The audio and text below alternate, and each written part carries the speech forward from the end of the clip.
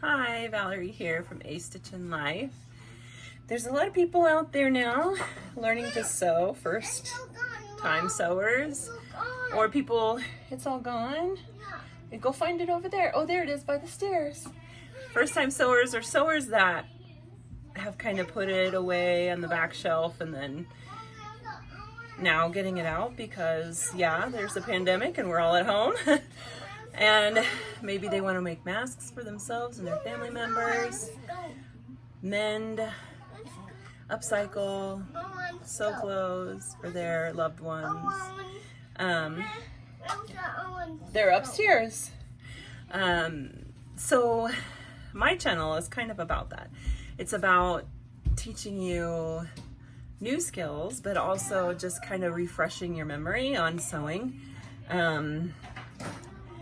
There's a lot to it, but there's a lot of simple ways to do things too. I have some tips just in general. I have some like top 3 sewing tips that I have right now for you. So I'd like to know, like, what is it that you would like to learn? What specifically would you like to learn to upcycle? Do you want to make women's clothing? Do you want to make stuff around the house? We just moved into our new home and I have spent the last week measuring and making curtains. We have a bunch of vintage fabric and stuff I've been, I'm not even say hoarding, but keeping over the years so that I could do stuff like this when we finally bought our own home. And it's been really fun and exciting, and I absolutely love it because you can make whatever you want. Or do you want to make kids clothes? Maybe you have kids or grandkids that you would like to make them maybe dress up clothes or some summer play outfits, either new with new fabrics or upcycled with things that you might already have on hand. Both those things I specialize in, especially kids and women's. So yeah, give me a comment down below and I will try to make videos about those things. Right now I have a few sewing tips that might be helpful to you if you're just starting out or if you're reopening the whole sewing idea. And I know how that is. I even go through those phases where I'll put away my machines and I just won't touch them for a month. I just get burnt out. And I do have a tip on that. I started writing down like a daily sewing blog for myself, like a diary, and what I could do each day by taking just a little bite of that sewing away.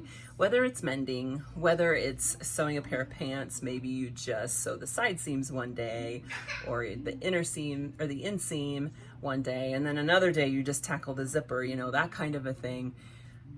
At least you will get it accomplished. And sitting down and sewing an entire pair of pants from start to finish is a long time, a very long time.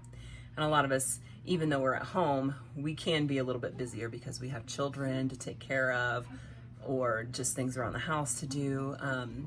So just dividing up your time to take a little bit at a time in sewing works a lot easier than just sitting down and sewing and then getting frustrated and just giving up and then having a half sewn pair of pants over there. I know how that is. So one of the tips that I have is to have a small trash can next to your sewing machine. And I'll show you what I have actually. Come with me.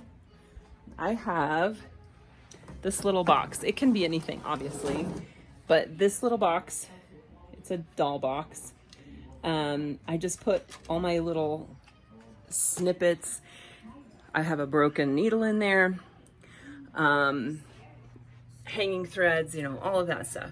I just find myself throwing it on the floor, like clipping it and throwing it on the floor and then picking it up later, because the garbage can that I use, I don't want to keep it open because it smells sometimes or the kids will get into it. So I have one with a lid that locks. Well, I'm not going to open the lid every time I throw away something from sewing. So I've been keeping that little box on the table. Sorry, that's my 1-year-old. And snipping the threads and just throwing it in there. And then at the end, I just dump it.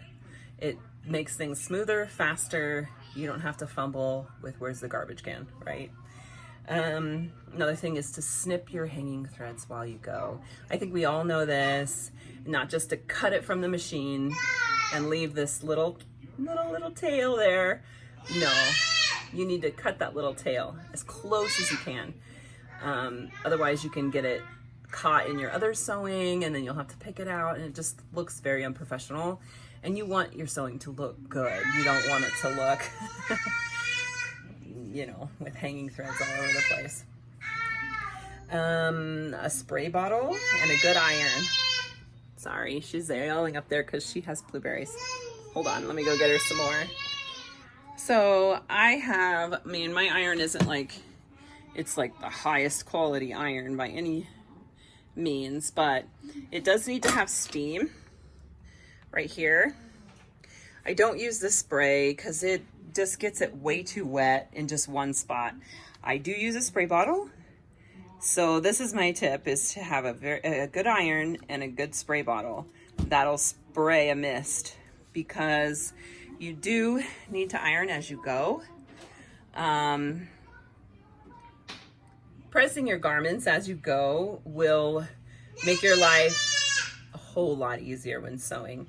Besides the iron, I also have a upright steamer, but that's more for dresses that I might want to sew or sell, not necessarily my sewing. Like I have this dress back here that I put the lace on, and I wanted to steam it so it was nice and crisp before I put the lace on. So I have a little Altoid box actually that I use for my hand sewing kit. I have some needles in there that I put in like a small piece of felt. Actually, it's wool what I have. And guys, and some hand sewing wax. Like I use the Thread Heaven Violette. And then some thimbles, because I love to use thimbles. You could possibly even use one of those folding little scissors too to put in there. Not sure. And then my last thing is actually to have multiple sewing kits. Here, I'll show you mine. So I use a vintage makeup kit, actually, luggage.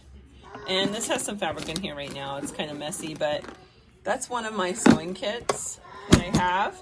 And then I have this other one here. That's my makeup bag.